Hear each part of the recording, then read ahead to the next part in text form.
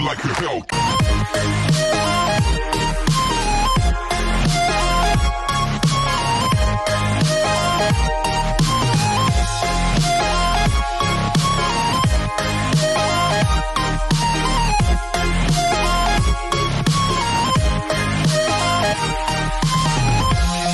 सरकान और एडा एक साथ डॉक्टर के पास जाते हैं अल्ट्रासाउंड के लिए, जहां डॉक्टर जेंडर रिवील करने के लिए बोलता है, मगर एडा की खुशी के लिए सरकान उसे मना कर देता है।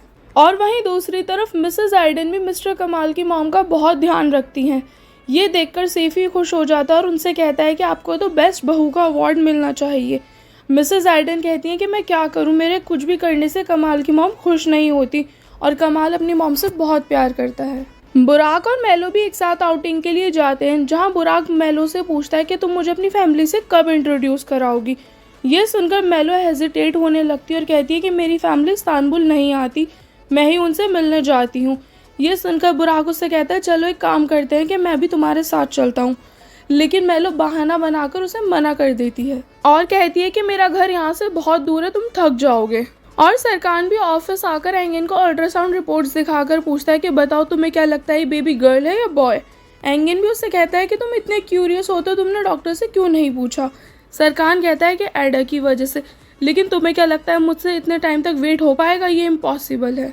और घर आकर एडा भी मेलो और आंटी से कहती है मुझे लगता है कि सरकान नाराज हो गया है क्योंकि उसे बेबी का जेंडर नहीं पता चला। आंटी और मेलो कहती हैं कि वो बिल्कुल सही है अपनी जगह, और वैसे भी हमें किरास के बारे में स्टार्टिंग से ही पता था। आंटी कहती हैं हाँ, और फिर हम उस हिसाब से शॉपिंग भी कर लेते। और मेलो से भी कहती हैं कि बहुत जल्दी ये टाइम तुम्हारा भी आने वाला है। और ये सुनकर मेलो परेशान हो जाती है, जिसे देखकर एडा पूछती है कि तुम्हें क्या हुआ। मेलो बताती है आज बुराक ने मुझसे पूछा था शादी के लिए, लेकिन मुझे समझ नहीं आ रहा कि मैं क्या करूँ क्योंकि मैं बहुत कन्फ्यूज हूँ। आंटी कहती हैं कि मुझे पता है कि तुम्हारी प्रॉब्लम क्या है, क्योंकि तुम्हें बुराक से प्यार तो है मगर तुम उसे लेकर श्योर नहीं हो, और अब मैं खुद श्योर नहीं हूँ कि तुम्हारे लिए ठीक है या नहीं। इसलिए हम बुराक को टेस्ट करेंगे और पता लगाएंगे इस बात का। और वहीं दूसरी तरफ सरकान के जेंडर पूछने की वजह से एंगन भी कुछ लेडीज से मिलकर सरकान को कॉल करता है और कहता है कि ये सब बहुत टैलेंटेड है और एक्सपीरियंस्ड भी, ये तुम्हें बेबी के जेंडर का बता देंगी। मगर उन सभी के अल्ट्रासाउंड रिपोर्ट्स देखने के बाद अलग अलग रिव्यूज़ होते हैं। कोई कहता है कि ये लड़का है और कोई कहती है लड़की है। मगर उन्हीं में से एक लेडी सरकान को कुछ सिम्टम्स बताती हैं जिससे पता लगेगा कि बेबी गर्ल है या बॉय। और फिर घर आकर सरकान एडा की छोटी से छोटी बात पर नज़र रखता है, मगर एडा की हरकतें देखने के बाद सरकान और भी ज़्यादा कंफ्यूज हो जाता है। और बाद में सब लोग मिलकर मिस्टर कमाल और मिसेस आइडन की इंगेजमेंट कराते हैं। अगले दिन रेस्टोरेंट में आंटी मेलो को एक डिश बनाकर देती हैं और उससे कहती हैं तुम्हारी तो फेवरेट डिश है, लेकिन बुराक को ये बिल्कुल भी पसंद नहीं है, चलो अब उसको टेस्ट करते हैं कि तुम्हारी खुशी के लिए वो ये खाता है या नहीं। तो तभी बुराक भी वहाँ आ जाता है मेलो से मिलने, और आंटी उसे बताती हैं कि मेलो ने खुद तुम्हारे लिए बनाई है, जिसे देखकर पहले तो बुराक मना कर देता है, मगर फिर मेलो का ड्रामा देखकर उसे खा लेता है। और ये देखकर आंटी और मेलो दोनों बहुत खुश हो जाती हैं। और वहीं दूसरी तरफ मिसेस आइडन भी अपनी इंगेजमेंट रिंग के साइज से परेशान होकर उसे उतार देती हैं और वहीं टेबल पर रखकर वहाँ से चली जाती हैं। और ऑफिस में किरास भी एडा और सरकान के पास आकर बेबी का नाम बताती है और कहती है कि मेरा नाम फ्रूट पे रखा है तो बेबी का नाम वेजिटेबल पर होना चाहिए। लेकिन सरकान हंसने लगता है और उसे इस नाम के लिए मना कर देता है। ये देखकर किरास गुस्सा होकर वहाँ से चली जाती है और वापस जान के पास आ जाती है। ये देखकर जान उससे पूछता है क्या उन्हें नेम पसंद नहीं आया। किरास बताती है नहीं। जान कहता है तुम फिक्र मत करो, अगर वो लोग तुम्हें छोड़ भी देंगे ना तब भी मैं तुम्हारा साथ दूंगा और तुम्हारे साथ रहूँगा, और तुम्हारे कहने के बाद भी तुम्हें नहीं छोड़ूंगा, और उसके बाद हम लोग शादी कर लेंगे और एक साथ एक ही घर में रहेंगे और फिर एक साथ एक ही घर में रहकर गेम्स भी खेला करेंगे। और एडा भी सरकान के पास आकर उसे बताती है कि मैंने डॉक्टर से बात कर ली है और उसने बताया है कि बेबी बॉय है। और ये सुनकर सरकान हैरानी से उसे देखने लगता है और फिर खुश होकर उसे हक कर लेता है। बाद में सरकान और एंगन किरास और जान की शादी की इस बचकाने डिमांड से परेशान होकर उन्हें मिसेस आइडन के पास छोड़ देते हैं, जहां जान के हाथ मिसेस आइडन की एंगेजमेंट की रिंग लग जाती है, जिसे देखकर वो कहता है कि मुझे किरास के लिए वेडिंग रिंग मिल गई, और वो उसे किरास को दे देता है। और किरास भी उसे कहती है कि मैं इसे अपने पास रख लूँगी। जान कहता है हाँ, और बड़े होकर इसे पहनना और फिर हम लोग शादी भी कर लेंगे। और वहीं दूसरी तरफ मिसेस आइडन भी अपनी रिंग ढूंढने लगती हैं और उसके ना मिलने पर परेशान हो जाती हैं और ये बात मिस्टर कमाल और उनकी मॉम को भी पता चल जाती है और सब मिलकर रिंग को ढूंढने लगते हैं। और वहीं दूसरी तरफ बुराक भी करीम की पढ़ाई के लिए उसको पैसे देने की बात करता है, जिससे पहले तो करीम मना कर देता है, लेकिन बाद में उसे कहता है ठीक है, लेकिन जैसे ही मेरे पास पैसे हो जाएंगे मैं आपको रिटर्न कर दूंगा। और वहीं दूसरी तरफ मिसेस आइडन भी मिस आइफर को अपने घर बुलाती हैं और उनसे बात करते हुए पूछती हैं कि करीम कैसा इंसान है, क्योंकि मेरी एंगेजमेंट रिंग खो गई और लास्ट टाइम उसको ही वहाँ देखा गया था और हमें सुनने में भी आया कि उसको पढ़ाई के लिए पैसों की ज़रूरत है। मिस आइफर भी कहती हैं कि वो ऐसा कभी नहीं कर सकता और इनफैक्ट जब तुम्हारी रिंग तुम्हें मिल जाएगी ना तो तुम बहुत पछताओगी अपनी इस बात पर। तभी करीम खुश होता हुआ वहाँ आ जाता है और कहता है कि मेरा एडमिशन हो गया है यूनिवर्सिटी में, जिसे सुनकर सब हैरान हो जाते हैं और उसे देखने लगते हैं। और वहीं दूसरी तरफ डॉक्टर एडा को कॉल करता है और कहता है कि मैं आपका ट्रीटमेंट आगे कंटिन्यू नहीं कर सकता, क्योंकि मैं सरकार से परेशान हो गया हूँ इतने महीनों से, और आज तो उसने हद ही कर दी। उसने मुझे रिश्वत देने की कोशिश की है, फेक सर्टिफिकेट बनाने के लिए बोला है और कहा है कि मैं उसमें लिखूं कि एडा ऑफिस नहीं जा सकती। ये सुनकर एडा गुस्सा हो जाती है और सरकार से लड़ने लगती है और सरकार से कहती है कि मैं पहली ऐसी पेशेंट हूँ जिसका ट्रीटमेंट उसके डॉक्टर ने बीच में ही छोड़ दिया है, तो बताओ मैं कौन से डॉक्टर के पास जाऊंगी। फिर सरकार उसे दूसरे डॉक्टर के पास लेकर जाता है और घर में भी सब उसे रिंग के बारे में बात कर रहे होते हैं और करीम के बारे में भी, जिसे करीम सुन लेता है जब वो उनके लिए स्वीट्स लेकर आता है अपने एडमिशन की खुशी में और बताता है कि मैंने आपके रिंग नहीं चुराई, बल्कि बुराक ने मुझे पैसे दिए थे एडमिशन के लिए। और वहीं दूसरी तरफ किरास वो रिंग एडा और सरकार को दिखाती है और बताती है कि ये मुझे जान ने दी है और मैं इसे तब पहनूंगी जब मेरी और जान की शादी हो जाएगी। और फिर सरकार मिसेस आइडन को कॉल करके बताता है कि आपकी रिंग किरास के पास है और मिस आइफर भी करीम को समझाती हैं और उससे माफ़ी मांगती हैं सबकी तरफ से।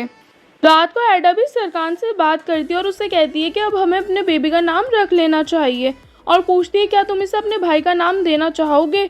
सरकार कहता है सोचते हैं इस बारे में। अगले दिन मेलो और आंटी सरकार के लिए बर्थडे पार्टी प्लान करते हैं और एडा और किरास सरकार को ब्लाइंड फोल्डेड कर वहाँ लेकर आते हैं और सब उसे बर्थडे विश भी करते हैं। पार्टी में किरास एडा से बलून मांगती है, जिसको पकड़ने के चक्कर में एडा गिरने वाली होती है, मगर सरकार उसे बचा लेता है और फिर उसके चेकअप के लिए उसे हॉस्पिटल लेकर जाता है। और वहीं दूसरी तरफ करीम एडा और सरकार के लिए एक नोट लिखकर वहाँ से अपना सामान लेकर जाने लगता है कि तभी पीना की उसके पास कॉल आती है और उसे बताता है कि मैं यहाँ से जा रहा हूँ और तुम भी मुझे आज के बाद कॉल मत करना, क्योंकि मुझे कोई हक नहीं है तुम जैसी लड़की से प्यार करने का और ना ही मैं तुम्हारे लायक हूँ। और घर आकर सरकार सबसे कहता है कि अब से सब लोग एडा का ध्यान रखेंगे, लेकिन एडा उससे कहती है कि मैं अपना ध्यान रख सकती हूँ, मगर आंटी और मेलो कहते हैं हमने अभी देख लिया कि तुम कैसे अपना ध्यान रख सकती हो। और ये सुनकर एडा नाराज़ होकर वहाँ से चली जाती है।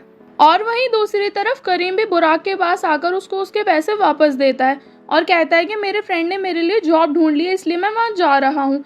बुराक पूछता है कि तुम यूनिवर्सिटी भी नहीं ज्वाइन करोगे। ये सुनकर करीम उससे कहता है कि नहीं, मैं इस साल नहीं बल्कि अगले साल दोबारा से अप्लाई करूँगा खुद पैसे जोड़कर। और एडा के खुद को रूम में लॉक करने के बाद में मिस्टर कमाल उसके पास आकर उसको समझाते हैं और कहते हैं कि सब तुम पर गुस्सा नहीं कर रहे, बल्कि सब परेशान है तुम्हारे लिए, क्योंकि सब तुमसे बहुत प्यार करते हैं और सबको तुम्हारी बहुत ज़रूरत है, क्योंकि तुम्हारी वजह से हम सब एक हुए हैं। और आज सरकार मुझसे या आइडन से बात करता है ना, बस तुम्हारी ही वजह से। और ये सुनकर एडा इमोशनल हो जाती है और बाद में एडा बाहर आ जाती है सबके पास और फिर सरकार सबको बताता है कि हमने अपने बेबी का नाम सोच लिया है, अल्प। और ये जानकर मिसेस आइडन इमोशनल हो जाती है और सरकार उनसे कहता है कि आप मुझे ऐसे मत देखो, क्योंकि ये नाम मैंने नहीं एडा ने रखा है, क्योंकि अल्प सरकार के बड़े भाई का नाम होता है जिसकी बचपन में डेथ हो गई थी। और मिसेस आइडन भी एडा से कहती हैं कि आज से तुम मेरी बहू नहीं बेटी हो और अब से मैं तुम्हारे और सरकार के बीच कोई फ़र्क नहीं करूँगी। और ये बोलकर दोनों एक दूसरे को हक कर लेती हैं। और फिर अगले दिन जैसा कि डिसाइड हुआ था सब एक एक कर एडा पे नज़र रखेंगे, तो आज ड्यूटी सेफ़ी की होती है, लेकिन सेफ़ी से परेशान होकर एडा वहाँ से चली जाती है और सेफ़ी ये कॉल करके सरकार को बता देता है। और ये सुनकर सरकार भी ऑफिस से उसे ढूंढने चला जाता है और एडा भी मेलो और आंटी के रेस्टोरेंट में आकर वहाँ लंच कर रही होती है और अपने ऑफिस का काम भी, कि तभी सरकार वहाँ आ जाता है और एडा उससे पूछती है कि तुम्हें कैसे पता चला कि मैं यहाँ पर हूँ। सरकार बताता है कि मुझे पता चला कि तुम्हें फूड क्रेविंग्स हो रही थी, इसलिए मुझे लगा कि तुम यहाँ अपनी आंटी के पास ही आई होंगी।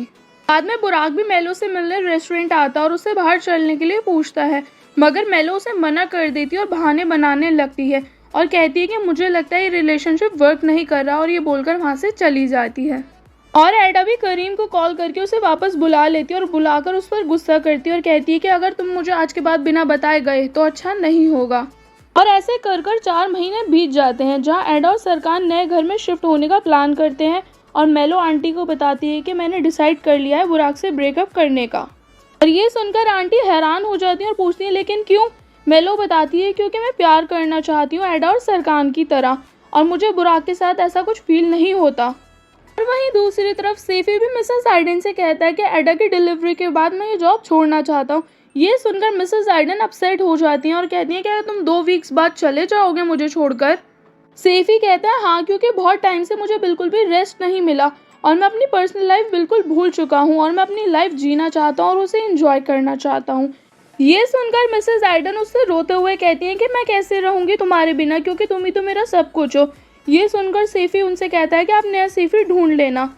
ये सुनकर मिसेस आइडन उससे कहती हैं कि अगर मुझे नया सैफी ही ढूंढना होता तो मैं तुम्हें क्यों रोकती, और ये बोलकर रोती हुई वहाँ से चली जाती हैं। और वहीं दूसरी तरफ माउंटेन हाउस जाते टाइम रास्ते में सरकार की कार खराब हो जाती है और तभी एडा को लेबर पेन स्टार्ट हो जाता है। और रेस्टोरेंट में बुराक मेलो को शादी के लिए प्रपोज करने के लिए तैयारी कर रहा होता है और रिंग को लेमनेड के ग्लास में डाल देता है। और फिर मेलो वहाँ आ जाती है और उससे बात करती है और उसे समझाते हुए कहती है कि तुम बहुत अच्छे इंसान हो और हर लड़की तुम्हारे साथ रहना चाहेगी।